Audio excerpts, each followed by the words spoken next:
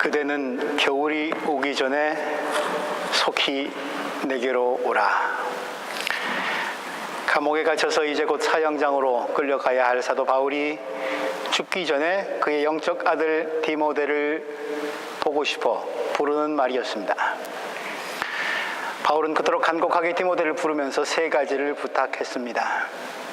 꼭 만나보고 싶은, 그래서 풀어야 할 것이 있는, 화해하고 싶은 친구를 데리고 와달라고 하는 것, 교우들의 사랑이 담겨있는 따뜻한 옷을 좀 입고 싶다는 것, 하나님의 말씀이 기록되어 있는 성경을 읽으면서 마지막 길을 준비하며 힘을 얻고 싶다는 것, 이 세 가지였습니다.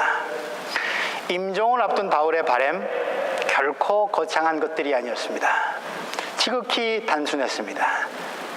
그러나 그 단순한 것들, 그것은 우리 모두가 인생의 겨울이 오기 전에 반드시 준비해야만 하는 월동 준비물이었습니다. 오늘은 교회력상으로 한 해의 마지막 주일입니다. 다음 주일부터는 대림절이 시작되는데 교회력상으로는 새해가 시작됩니다. 그리고 오늘은 죽은 자들을 기리는 도텐전타, 그렇게 명명되어 있는 주일이기도 합니다. 죽음을 생각하는 주일, 한 해의 마지막 주일. 오늘 우리는 사도 바울의 마지막 편지 디모데후서 마지막 장을 지난 주일에 이어서 다시 읽습니다. 그리고 그가 마지막으로 남긴 유언의 의미를 되새겨보면서 겨울이 오기 전에 갖추어야 할 삶의 지혜를 얻고자 합니다. 바울의 마지막 편지 디모데후서, 이 편지는 이렇게 시작되고 있습니다. 하나님 아버지와 우리 주 그리스도 예수께서 내려주시는 은혜와 자비와 평화가 그대에게 있기를 빕니다. 디모데후서 1장 2절입니다. 그리고 이렇게 끝나고 있습니다. 주님의 은혜가 여러분과 함께 있기를 빕니다. 4장 22절 말씀입니다. 하나님의 은혜로 시작되고 하나님의 은혜로 마무리하고 있습니다. 그리고 그 중간은 하나님의 신실하심에 대한 찬양으로 채워져 있습니다. 디모데후서 2장 13절, 우리는 신실하지 못하더라도 그분은 신실하십니다. 앞뒤를 하나님의 은혜로 시작하고 마무리하면서 그 가운데 내용은 하나님의 신실하심에 대한 신뢰와 찬양으로 가득 차 있었던 바울. 그의 인생 또한 은혜로 시작해서 은혜로 끝나고, 그 은혜의 과정에 하나님의 신실하심이, 나를 건져주신 주님이 끝까지 나를 인도해 주셨다고 하는, 그래서 이제 내가 이 세상에서 이 생에 달려갈 길을 다 달렸다고 하면서 그는 이렇게 유언을 남깁니다. 그의 유언을 다시 읽어봅니다. 오늘 본문 4장 6절 말씀, 나는 이미 부어드리는 제물로 피를 흘릴 때가 되었고 세상을 떠날 때가 되었습니다.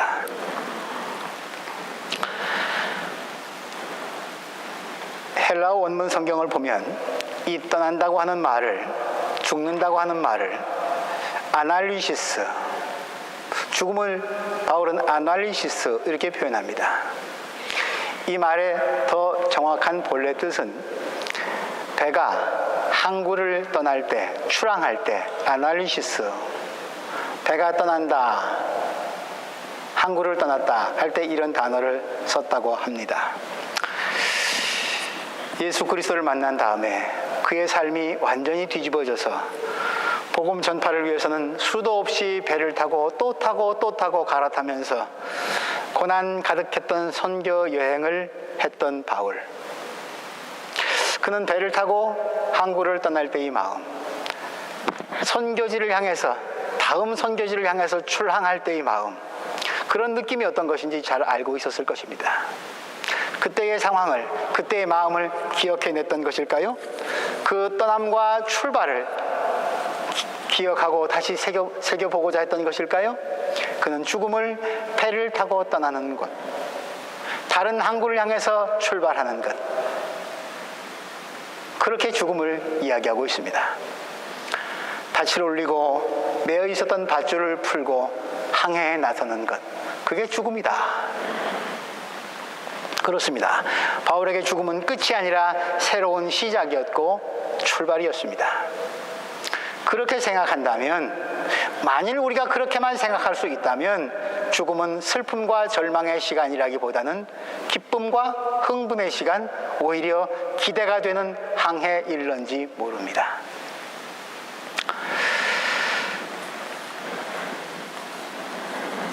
인생을 배로 비유하고 죽음을 항구로 비유한다면 이런 말도 가능할지 모르겠습니다. 배가 가장 안전할 때는 항구에 정박해 있을 때, 매여 있을 때일 것입니다. 그러면 파도가 치고 비바람이 불어도 그 배는 안전하겠죠. 그런데 배를 만든 목적은 항구에 매어 놓기 위해서 만든 것은 아닐 것입니다. 배는 항구를 떠나야 합니다. 항구를 떠나는 순간 바람도 불어치고 파도도 밀려오겠지만 그것을 뚫고 나가는 것, 그것이 배를 만든 목적일 것이고 항해의 이유일 것입니다. 인생을 항해에 비유한다면 우리의 됨됨이를 이력편주 같은 작은 조각배를 타고 그 넓고 넓은 인생길을, 세상길을 헤치며 가는 배라고 비유한다면 우리의 항해는 그러나 안타깝게도 모든 게 다 불안하고 불확실한 것으로 가득 차 있습니다. 배를 타고 풍랑이 이는 파도치는 바다를 건너본 경험이 없는 사람들에게는 더욱 불안하고 두렵습니다. 하지만 우리 그리스도인들에게는 그 여행이 도무지 알 수 없는 그런 두려움으로만 가득 찬 여행이 아니라는 것을 그리스도 예수께서는 우리에게 알려주셨습니다. 그분은 그 인생길, 가볼 만한 길이라고, 파도도 맞서 싸워서 이길만 하다고 먼저 그 죽음의 길을 걸어가셨고 고난의 파도를 헤쳐가셨고 마침내 우리로 하여금 그 길을 안전하게 가게 하시려고 부활 생명으로 우리에게 다시 돌아오셨기 때문입니다. 내가 사망의 음침한 골짜기를 다닐지라도 내가 해받음을 두려워하지 아니함은 주의 막대기와 지팡이가 나를 안위하시나이다. 그래서 우리는 다윗의 고백을 우리의 고백으로도 드릴 수 있습니다.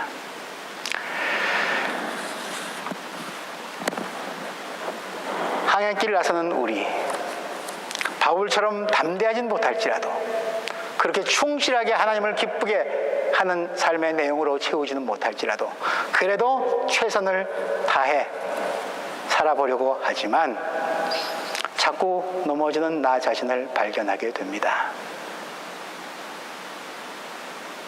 살아갈수록 우리가 고백하는 말, 우리 힘만으로는 불가능하다는 것, 삶의 진리로 깨닫게 되죠. 그래서 우리는 너나 할 것 없이 다 다른 사람의, 가능하다면 절대자의 도우심이 다 필요한 사람들입니다. 그림을 한번 보시겠습니다. 일전에 한번 보셨던 그림일 터인데 돕는 손이라고 하는 제목이 붙어있는 그림입니다.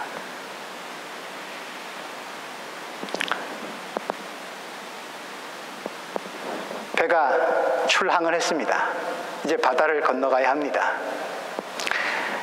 조그만 어린 소녀가 아주 야무지게 저 노를 잡고 있습니다. 옆에는 나의 지긋한 그 어린 소녀를 물끄러미 그러나 기대 가득 찬 눈으로 바라보면서 말없이 조용히 뒤를 받쳐주고 있는 할아버지 한 분이 계십니다. 자기 몸뚱아리보다 더 큰 노를 저 소녀는 저 가려고 하고 있습니다. 저 배가 소녀의 힘으로 바다를 헤쳐갈 수 있을까요? 아마 소녀는 생각할 겁니다. 저렇게 야무지게 노를 잡았으니까 내 힘으로 가고 있는 거야. 그러나 우리는 압니다. 저 배가 누가 노를 젓고 있는지, 누가 방향을 잡아주고 있는지, 누구의 지혜로 밀려오는 파도도 부딪혀오는 바람도 막아낼 수 있고 피해갈 수 있는지. 돕는 손, 소녀의 눈에는 보이지 않을지라도 조손이 없다면 저 소녀의 인생 항해는 힘들어지고 파손당하고 말 것입니다. 돕는 손. 우리의 인생도 여기에 비유할 수 있지 않습니까? 여러분들 인생의 노를 누가 잡고 계십니까? 여러분들 스스로가 다 움켜잡으려고 그 노를 다 장악하려 든다면 저렇게 산전수전 다 겪으신 바다를 잘 알고 있는 노인께서, 할아버지께서 도와주시려 해도 저분이 잡을 수 있는 노는 없을 것입니다. 내가 다 움켜잡았으니까요. 오늘 주드림 찬양팀이 찬양했습니다. 힘내세요, 주님이 함께 하시잖아요. 주님이 도와주세요, 영원히 당신과 함께 하세요. 저 할아버지처럼 말입니다. 그러니 우리의 할 일은 하나네요. 내 움켜쥐었던 손에 힘 좀 빼고 가능하면 저 할아버지께 노를 더 많이 맡겨드리는 일. 바울은 저 노인이 예수 그리스도이신 것을 다메섹 도상에서 알았습니다. 그래서 그가 그동안 그토록 자랑스럽게 가져왔던 노에 적혀 있었던 모든 삶의 화려했던 경력들, 이력서들 다 팽개쳤습니다. 다 놓아버렸습니다. 그리고 그리스도에게 붙잡혀서 그리스도와 함께 그렇게 인생의 경주길을 지금까지 달려왔습니다. 그리고 이제 완주했습니다.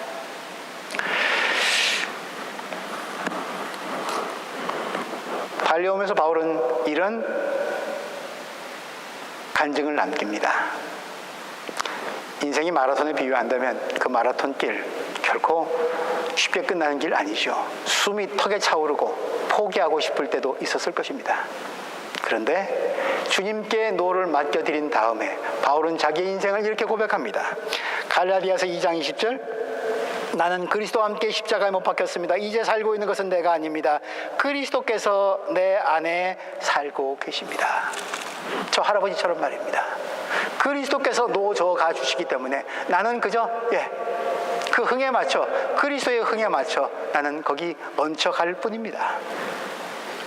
나 혼자 힘만으로는 인생이라는 마라톤 경주, 그리스도인으로서 달려가야 할 의의 다른 박질 완주할 수 없습니다. 우리 안에 살아계신 예수님께 의지할 때만이 그 경주를 마칠 수 있을 것이라 우리 또한 그렇게 믿고 바라야 할 것입니다.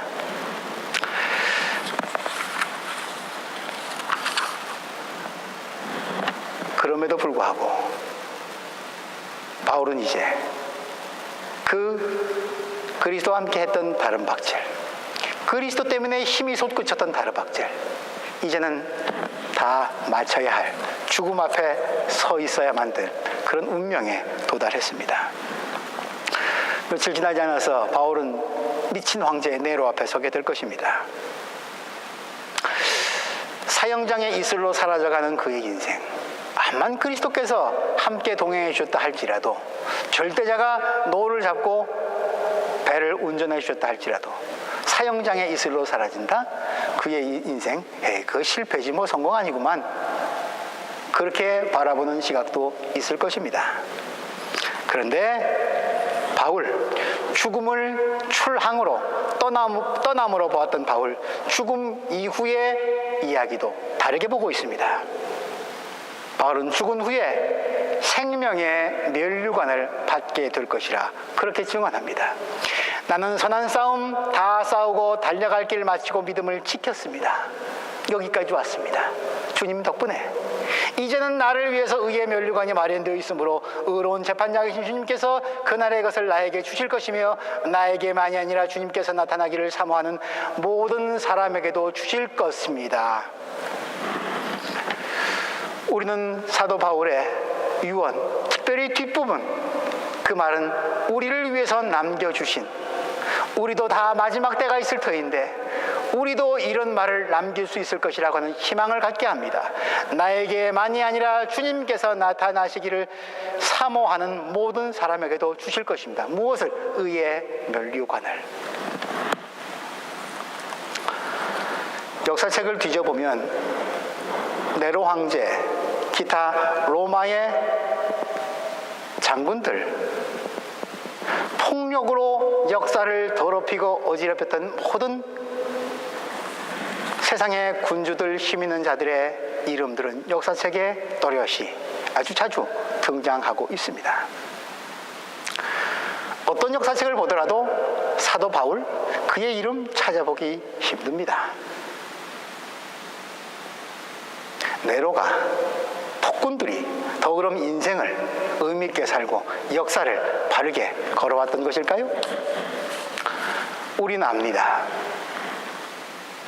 내가 우리 집 고양이에게, 개에게 네로라는 이름을 지어줄지라도 고양이에게, 개에게 바울 이렇게 부르진 않습니다. 검은 고양이 네로죠. 검은 고양이 바울 아니죠. 우리는 바울은 사람에게, 사랑하는 사람에게 붙여줍니다. 누가 승리한 인생입니까? 역사학자가 기억하지 못할지라도 그리스도가 기억한다면 의의 면류관이 그를 기다리고 있다고. 바울은 그렇게 인생의 달려갈 길을 달린 뒤에 마지막 승리의 함성을 외치고 있는 것입니다. 결국 무엇을 바라보고 무엇을 위해 사는가, 아주 중요한 일인 것 같습니다. 여러분들 무엇을 위해 살고 계십니까? 이 마지막 주일 스스로에게 한번 물어보시기 바랍니다. 영원한 것을 위해서, 그것 부여잡기 위해서 살고 있는가? 사라지고 말 것, 그것 잡으려고 헉헉대고 있는가? 사람들의 칭찬받으려고 노력하고 있는가? 지금은 잘 안 들릴지라도 종래는 그분 앞에 서야 될 주님의 칭찬 들으려 노력하며 살고 있는가?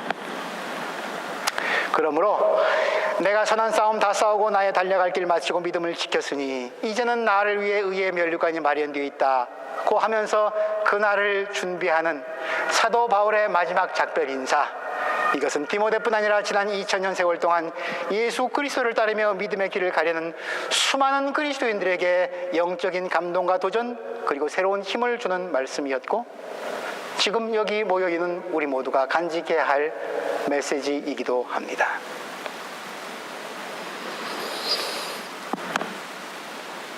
바울이 죽음을 앞두고 자기의 인생에 달려온 길을 회상하고 이렇게 요약했듯이, 여러분도 한번 내가 지금까지 달려온 길을 요약해서, 내 인생길을 요약해서 한번 기록해 보시기 바랍니다. 무엇이라 내 인생을 회상하고 돌아오면서 기록할 수 있을지, 선한 싸움 다 싸우고 달려갈 길 마치고 그렇게 내 인생을 기록할 수 있을지, 나의 최후의 유언은 무엇이 될지, 혹시 그래서 고치고 싶은, 수정하고 싶은, 다시 쓰고 싶은 부분이 있다면 아직 기회는 우리에게 있습니다. 어떤 면에서 어떻게 달라져야 합니까? 진정 죽을 준비가 되어 있을 때, 그때 비로소 우리의 참된 삶은 시작되는 것인지도 모릅니다. 이어서 바울은 옥중에서 그가 복음을 전하면서 만났던 사람들을 감옥에서 회상하고 있습니다. 그리워하면서 돌아보고 있는 거지요. 그가 기억하고 있는 사람들은 4가지 유형으로 나뉘어집니다. 우리는 그 중에 2가지 유형을 지난 주일에 살펴봤습니다. 주님을 따르다가, 바울과 함께 동행하다가 도중에 하차해서 세상을 사랑해서 다른 곳으로 간 사람, 대마 유형이죠. 2번째, 중도에 하차했지만 다른 길로 갔지만 그럼에도 불구하고 다시 돌아서서 분발했기에 주님의 일에 꼭 필요하고 요긴했던 사람, 그래서 이제 다시 바울이 만나서 용서를 빌고 화해하고 싶은 사람, 마가형입니다. 오늘은 나머지 2가지 유형의 인물이 나옵니다. 먼저 알렉산더 유형입니다. 구리세공 알렉산더, 구리세공으로 소개되고 있는 디모데전서 1장 20절에 처음 등장합니다. 어떤 사람들은 선한 양심을 버리고 그 신앙생활에 파선을 당했습니다. 그렇게 된 사람 가운데 2사람이 바로 후메네오와 알렉산더입니다.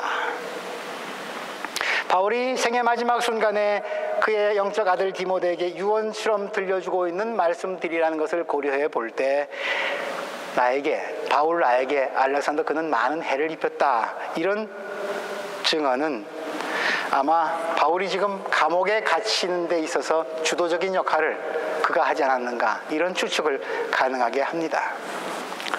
어떤 성경학자들은 그가 처음에는 바울의 가르침을 받았지만 당시 에베소 교회에 많은 거짓 이단들이 밀려 들어왔는데 그 교회를 괴롭히던 거짓 교사들의 꼬임에 넘어가서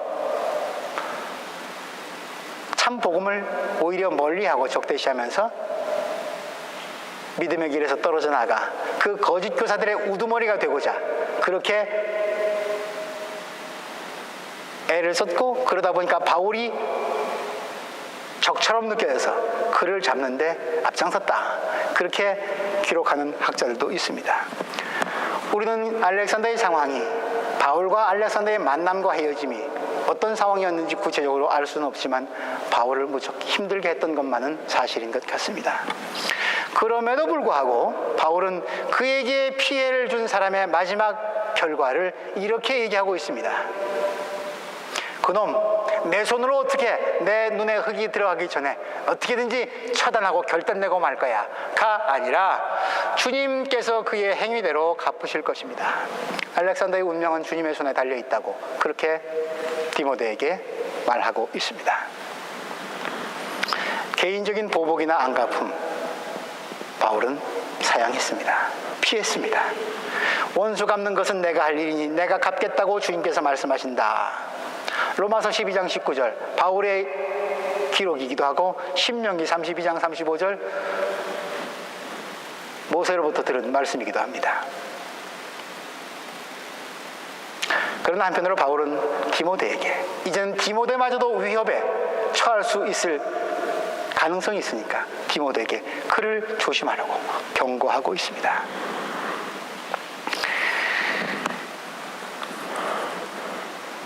그 다음 사람들 16절 이하 내가 처음 나를 변론할 때 내 편에 서서 나를 도와준 사람은 한 사람도 없습니다. 모두 나를 떠나버리고 말았습니다.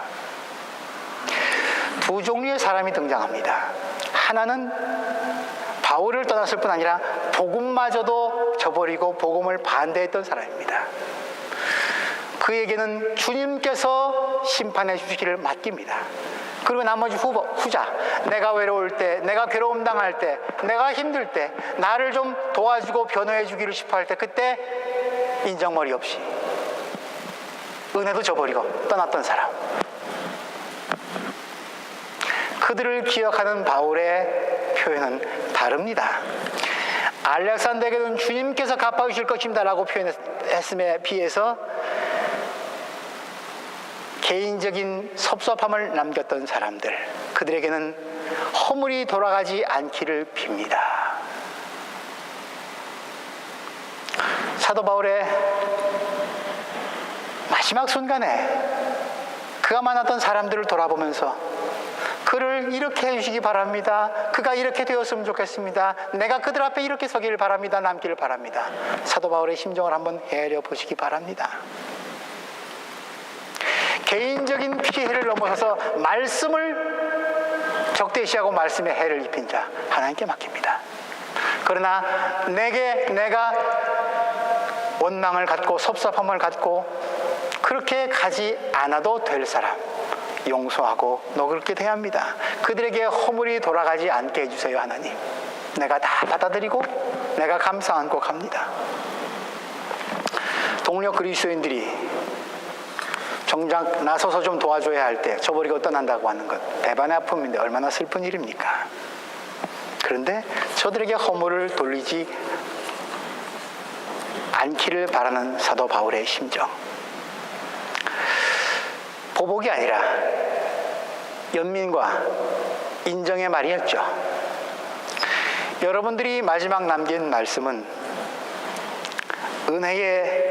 하나님의 은혜를, 그리스도의 은혜를 드러내는 말이 되겠습니까? 아니면 상처 입은 마음에 쓴뿌리가 드러나는 그런 말이겠습니까?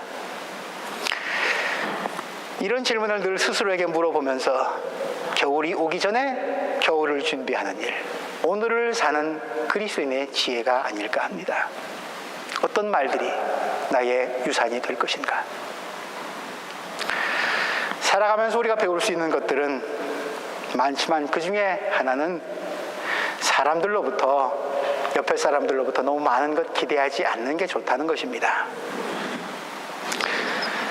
정성과 사랑을 쏟아부었지만은 우리의 노력에, 우리의 공에 아무런 감사의 인사조차도 받지 못할 수 있습니다.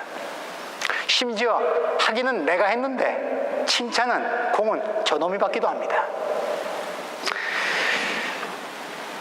만일 우리가 내가 다른 사람에게 베푼 선행, 내가 그에게 나름대로 베풀었던 은혜 다 기억하고, 그가 그걸 다 기억하고 나에게 그만한 보응을 해주기를 바란다면 우리 인생은 굉장히 많은 상처로 가득 차게 될 것입니다. 그렇게 상처받고 깊은 흔적이 남기 전에 내가 은혜를 베풀 때, 남에게 잘 해줄 때, 그 잘 해주고 은혜 베풀고 사랑을 줄 때의 동기를 한번 스스로 먼저 살펴보시는 것이 더 좋을 것 같습니다. 혹시 내가 이렇게 함으로써 내가 어떤 권리를 얻고자 했던 그런 생각 없습니까? 내가 이렇게 노력함으로 인해서 저 사람한테 칭찬받고 싶어하는 그런 동기 없었습니까? 사도 베드로는 교회의 지도자가 되려는 사람들에게 이런 충고를 해주고 있습니다. 베드로전서 5장 1절 이하입니다. 나는 여러분 가운데 있는 이들에게 교회의 지도자로서 이렇게 권합니다. 여러분 가운데 있는 하나님의 양떼를 먹이십시오. 억지로 할 게 아니라 하나님의 뜻을 따라 자진하여 하고 더러운 이익을 탐하여 할 것이 아니라 기쁜 마음으로 하십시오. 대가 없이 주고 대가가 돌아오지 않는다 해도 거기에 별로 신경 쓰지 않고 연연해하지 않는 것, 그게 사도 바울의 경지입니다. 원숙한 경지이죠. 이런 차원까지 가려면 우리는 한참 멀은 것 같습니다만, 그럼에도 불구하고 사도 바울의 본을 받아서 4장 16절 말씀 이하의 말씀, 그들에게 허물이 돌아가지 않기를 바라면서 바울이 온전히 바랬던 것들, 끝까지 바랬던 것들, 그것은 나를 통하여 전도의 말씀이 완전히 전파되게 하시고 모든 이방 사람이 그것을 들을 수 있게 하시려는 것입니다. 내가 덕을 누리는 게 아니라, 내가 공치사 받는 것이 아니라 내한테 칭찬이 돌아오든 돌이 돌아오든 이 모든 것 통해서 그리스도의 복음이 전파되었다면 그것으로 나는 족하겠습니다. 우리의 선행을 통해서, 우리의 다른 사람에 대한 배려를 통해서, 그래, 예수쟁이들이 저러기도 하네.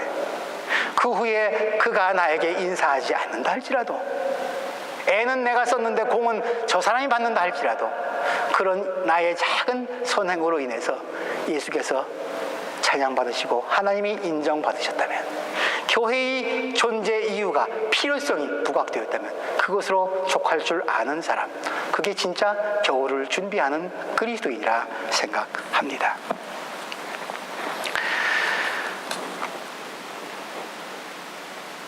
(18절) 말씀이 바울의 마음을 더욱 비장하게 합니다. 주님께서 나를 모든 악한 일에서 건져내시고, 그 악한 일을 17절에서는 사자라고까지 표현합니다. 사자의 입에서 건져내 주시고 구원해 주셔서 그분의 하늘나라에 들어가게 해 주실 것을 나는 바라고 믿는 바입니다. 바울의 바람은 그것 하나였네요. 그러면서 허물 덮어주고 내가 원수 갚고 싶은 일은 하나님께 의탁하네요. 생각해 보십시오. 우리 지난 그리스 여행에서도 봤습니다만, 바울, 그의 증명사진은 없었습니다만 대부분 바울을 묘사하는 그림은 체구도 왜소하고 머리도 벗겨지고 아주 볼품없는 그런 사람입니다. 한 작은 초라한 볼품없는 유대인이, 그것도 선교여행 다니느라고 행색은 얼마나 또 남루했겠습니까? 옥에까지 갇혀 있었으니 더 말할 나위도 없죠. 이 사람이 그 화려한 네로의 재판정 앞에 서 있는 것을 보십시오. 이 볼품없는 초라한 늙은이가. 그런데 바로 그런 일을 통해서 하나님은 한 작은 유대인으로 하여금 국제적인, 세계적인 로마 정부의 지도자들 앞에 서게 합니다. 그의 청중이 유대인들뿐 아니라 그가 선교지 여행을 다녔던 그곳뿐 아니라 모든 길은 로마로 통한다고 하는 로마의 중심부에서 복음을 증언하게 합니다. 외롭고 의지할 곳 없고 친구도 없고 무시당하기만 하는 이 볼품없는 한 남자 유대인, 그는 마지막 순간까지 화려한 로마 제국의 법정에서 그리스도를 전합니다. 고린도 교회에 보낸 편지에서 그는 그의 삶을 이렇게 입증했습니다. 하나님께서는 세상에 비천한 것들, 멸시받는 것들, 약한 것들, 모자란 것들, 천한 것들 택하셨으니 곧 잘났다고 하는 것들을 없애버리시려고 아무것도 아닌 것들을 택하셨습니다. 그것은 성경에 기록되어 있는 바 누구든지 자랑하려거든 주님을 자랑하라 한 대로 되게 하시는 것입니다. 그 주님이 사자의 입에서 자신을 건져줬다고 고백합니다. 이 사자가 로마 황제 네로든 복음을 방해하고 하나님을 따르는 사람을 핍박하는 사람이든 아니면 그들 뒤에서 음흉한 미소를 짓고서 또 서 있는 사탄이든 거기서 주님이 바울을 건져주셨다는 것입니다. 그래서 그 모든 악한 일에서 구원하셔서 나를 건져내셔서 그분의 나라 하늘나라에 들어가게 해주실 것이라고, 그분께 영광이 영원 무궁하도록 길을 빈다고. 이게 인생의 마라톤 길을, 피날레를 장식하면서 결승 테이프를 끊고 들어오면서 외치는 바울의 함성입니다. 그리고 월계관의 영광을 하나님께 돌립니다. 마지막 인사는 사도 바울에게 우리가 또 배워야 할 분이 한 분이 있음을 알려줍니다. 브리스길라 아굴라, 여러분들이 잘 아는 부부입니다. 고린도에서 이들 만났죠. 평생 동료가 됐습니다. 바울의 후원자가 됐습니다. 오네시보로 집 에라스도, 드로비모, 우블로, 부데, 리노, 글라우디아 모든 신도가 그대에게 문안합니다. 데마가 바울을 힘들게 했고 알렉산더가 그를 괴롭혔지만 법정에서 그를 도와주지 못하고 떠난 사람들이 많이 있지만 바울은 이제 마지막 누구를 기억합니까?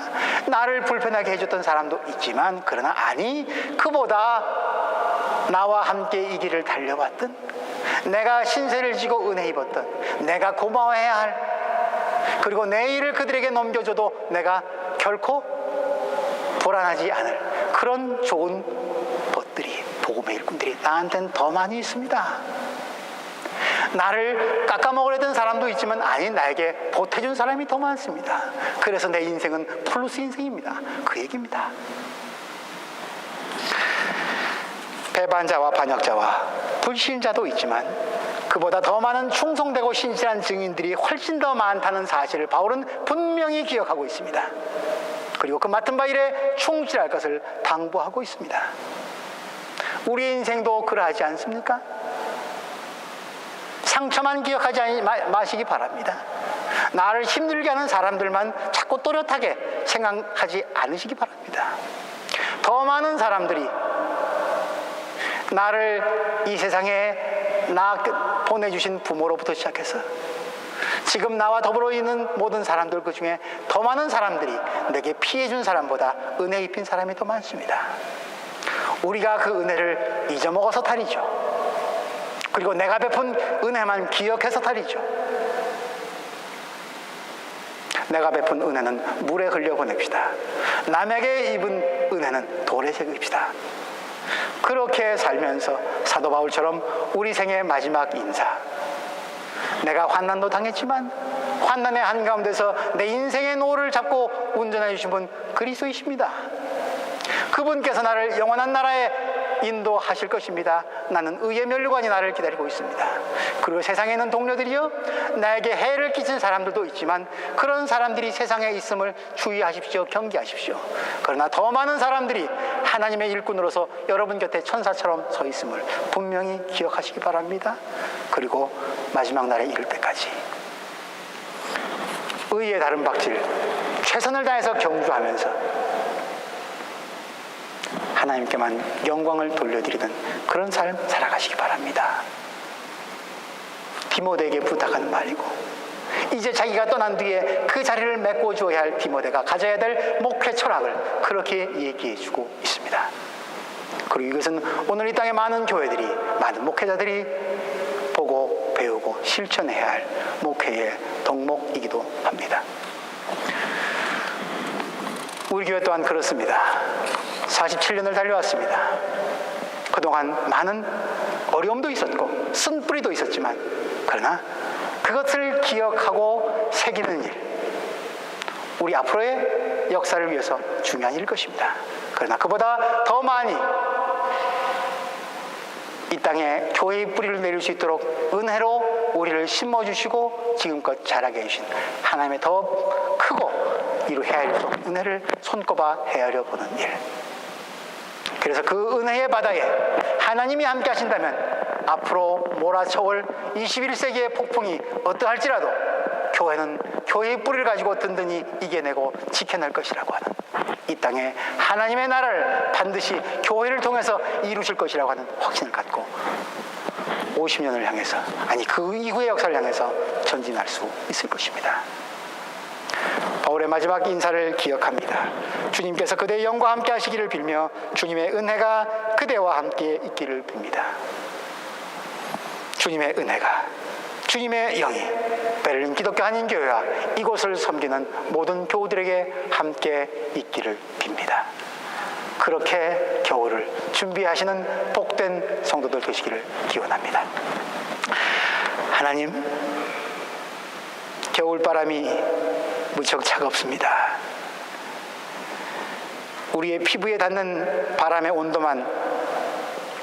온도에만 민감하지 아니하게 하시고, 우리 영혼에 지금 어떤 바람이 불어오고 있는지 돌아볼 수 있도록 도와주옵소서. 하나님, 이제까지 나를 어떻게 이끌으셨는지 돌아볼 수 있도록 도와주옵소서. 내 곁에 있는 사람들을 헤아리고 생각할 때 쓴 뿌리보다 희망의 싹을, 나를 돌보았던 여름날의 따뜻함을 생각할 수 있도록 도와주옵소서. 이 가을 그리에서 바르게 겨울을 준비하는 참 그리스도인 되게 하여 주옵소서. 모든 영광을 주님께 돌립니다. 예수 그리스도 이름으로 기도합니다.